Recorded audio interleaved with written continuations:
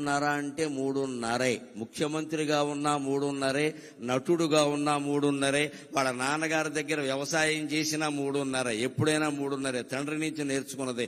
ఎప్పుడు 3:35కి లేచే అలవాటు ఆయనకి లేదు. గంటిపేట ఆశ్రమంలో ఉన్నా సరే కార్యదర్శులు వణికిపోయేవారు. ఎందుకంటే ఈయన 3:30కి లేస్తాడు, 4:30కి బల దగ్గరికి వచ్చి కూర్చుంటాడు. వెంటనే వాళ్ళు వచ్చి నిలబడాలి అక్కడ, లేకపోతే అయిపోతుంది ఇక్కడ.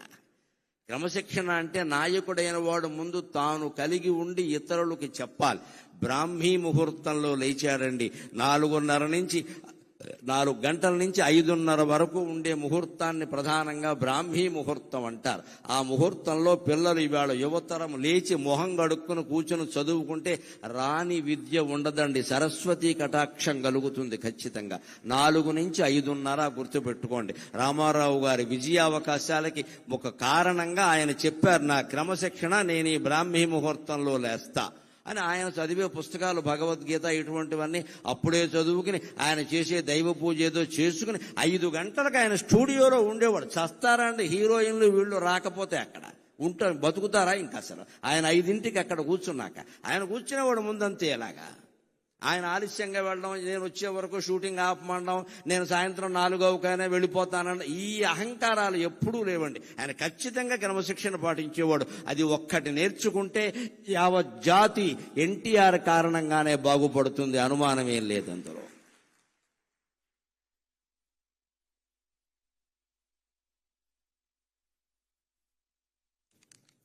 ఆయన ధరించిన పాత్రల్లో వైవిధ్యాన్ని గురించి ఒక్క మాట చెబుతాను నేను. విద్వాంస్తుష్ట పద్యమేకం దదాతి అంటారు. మాబోటి పండితులకి నిజంగా హృదయం ఆనందమైతే మాటలు రావు, పద్యాలు వస్తాయి.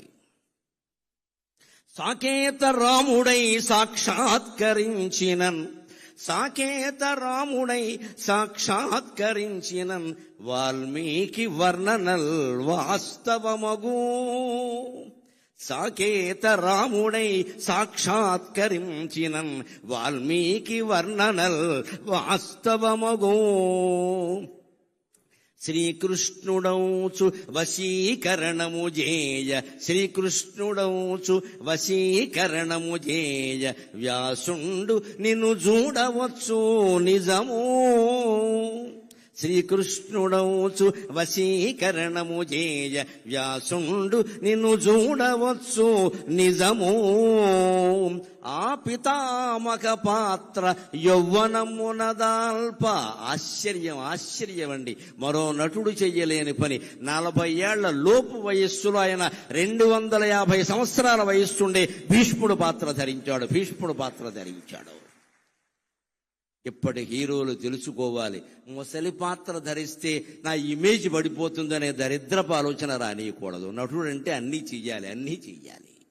భీష్ముడు పాత్ర, ఆ పాత్ర ధరించింది. నేను అనుకున్నా ఏదో పెద్ద వయస్సు వచ్చిందేమో అనుకున్నా, రాలేదు. 40 ఏళ్ల లోపు వయస్సులో 257 సంవత్సరాలు జీవించినటువంటి భీష్ముడి పాత్ర ధరించడం, ఒప్పించడం, మెప్పించడం అంటే సామాన్యమా? భీష్ముడు మళ్ళీ పుడితే సాధ్యమవుతుంది ఆ విషయం. అది అటువంటి పాత్ర ధరించాడు ఆయన. ఆ పితామక పాత్ర యవ్వనమునదాల్ప, గంగమ్మకు పుత్ర శోకము తీరే. ఆ పితామక పాత్ర యౌవనమునదాల్ప, గంగమ్మ పుత్ర శోకము తీరే. రాయలై చిత్ర సామ్రాజ్యము నేలుచో, రాయలై చిత్ర సామ్రాజ్యము నేలుచో, అష్టదిగ్గజ కవులు అవని దిగిరి. రాయలై చిత్ర సామ్రాజ్యము నేలుచో, అష్టదిగ్గజ కవులు అవని దిగిరి. మంచి పాత్రలు ధరించి మంచి వారి మంచి మరింత పెంచు ధీమంతుడీవు. ఆయనలో 2 కోణాలు ఉన్నాయి, గమనించండి. 2 మేలే చేశాయి. మంచి పాత్రలు ధరించి మంచి వారి మంచి మరింత పెంచు ధీమంతుడీవు. చెడ్డ పాత్రలు ధరించి చెడుగునైన మంచిగా మార్చివేయు పెన్మాయవేవో. రాముడు పాత్ర వేస్తే వాల్మీకి దిగి వచ్చి నేను రామాయణంలో ఎలా వర్ణించానో అలా ఉన్న రాముడు ఎన్టీ రామారావు ఒక్కడే అని ఆనందిస్తాడు, అనుమానమేం లేదు ఇక్కడ. ధర్మజ్ఞశ్చ కృతజ్ఞశ్చ సత్యవాక్యో దృఢవ్రతః వృషోరస్కః శ్రీ వృషస్కంధక అని అద్భుతంగా వర్ణిస్తాడు వాల్మీకి రామాయణంలో రాముడిని. అంతటి పర్సనాలిటీ దైహికంగాను, భౌతికంగాను, నైతికంగాను, మానసికంగాను కలిగిన వాడు తెలుగు నటులలో కాదు, ప్రపంచ నటులలో రామారావు ఒక్కడే మరొకడు లేడు. ఈయన రాముడు పాత్ర లవకుశలో ధరిస్తే మా చిన్నతనంలో విన్న మాట పరవశించిపోయాం. మా అమ్మగారు జీవితంలో చూసిన సినిమా ఒకే ఒక్కటి, అదే లవకుశ. అప్పట్లో బ్రాహ్మణ స్త్రీలు, అసలు స్త్రీలు అందున బ్రాహ్మణ స్త్రీలు సినిమాలకు వెళ్లే అవకాశం లేదమ్మా, వాళ్ళ కుదిరే పని కాదు. కానీ లవకుశ సినిమా వచ్చాక మా నాన్నగారితో దెబ్బలాడి మా అమ్మ సినిమా చూసి పెద్ద బండి కట్టుకుని వెళ్ళడం, దానికి 2 ఇంటర్వెల్స్ ఇచ్చేవారు. 37 ఏళ్ల సినిమా అది. విజయవాడ దుర్గా కళామందిరంలో లవకుశ సినిమా ఏడాదికి పైగా ప్రదర్శించబడిందండి. తెలుగు జాతి పరవశించిపోవలసిన విషయం. దుర్గా కళామందిరం అంటే ఇప్పటికీ ఎన్టీ రామారావు గారు టాకీస్ అదంతే. ఏడాది పైన ప్రదర్శించబడ్డాం.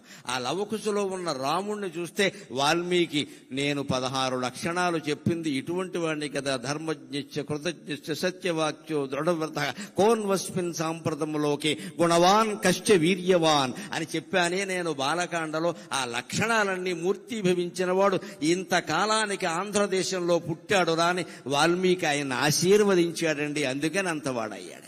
అదే శ్రీకృష్ణ పాత్ర ధరిస్తే ఇక చెప్పవలసిన అవసరం లేదు. ఆ ఒయ్యారం, ఆ సొగసు, ఆ ఎక్కడ అవసరమైన చోట కాఠిన్యం, అవసరమైన చోట చిరునవ్వు. శ్రీకృష్ణుడు అంటేనే పెద్ద మాయ. రామో విగ్రహవాన్ ధర్మః. రాముడి జీవితం తెరిచిన పుస్తకం. రాముడు అధర్మం చెయ్యడు. మనకి తెలియక మాట్లాడుకుంటాం కానీ రాముడు అధర్మం చెయ్యడు. రాముని జీవిత చరిత్ర అంతా ముక్కుసూటిగా ఉంటుంది. శ్రీకృష్ణుడి ధర్మం కాదు, అలా ఉండదు. లీల, శ్రీకృష్ణ లీల. లీల అంటే అర్థం ఏమిటి? కర్మ అంటే అర్థం ఏమిటి? ఆనందం కోసం చేసేది కర్మ, ఆనందంగా ఉండి చేసేది లీల. అది శ్రీకృష్ణ అవతారం ధర్మం. మనం ప్రతి పని ఆనందం కోసం చేస్తాం కాబట్టి మన కర్మ మనం అనుభవించాలి, మంచి అయినా చెడ్డైనా. తాను స్వయంగానే ఆనందో బ్రహ్మేతి వ్యజానాత్ ఆనందాదేవ కల్విమాని భూతాని జాయంతే ఆనందేన జాతాని జీవంతి ఆనందం ప్రయంజభిషం విశంతీతి అని వేదం చెప్పినట్టుగా ఆనంద స్వరూపుడై ఉండి పరమాత్మ కర్మలు చేస్తాడు. కాబట్టి శ్రీకృష్ణావతారం తర్వాత పరమాత్మ అనుభవించవలసిన కర్మఫలాలు ఏమీ లేవు. ఇది పౌరాణిక రహస్యం. రాముడు చేసినటువంటి కొన్ని పొరపాట్లు, తప్పులు, ఒప్పులు ఏమున్నా వాటిని కృష్ణావతారంలో అనుభవించాల్సి వచ్చింది. కానీ శ్రీకృష్ణ పరమాత్మ చేసింది ఏది అనుభవించాల్సి రాలా. ఎందుకంటే రాముడు నేను మనిషిని ఆత్మానం మానుషం మన్యే రామం దశరథాత్మజం అన్నాడు. నువ్వు దేవుడు అయ్యాను ఋషులు చెప్పినా సరే నాకు అవన్నీ తెలియదండి, నా పేరు రాముడండి, మా నాన్నగారు దశరథుడండి, మా అమ్మ కౌశల్యండి, బళ్ళు అలాగే పేరు రాశారండి అని చెప్పాడు.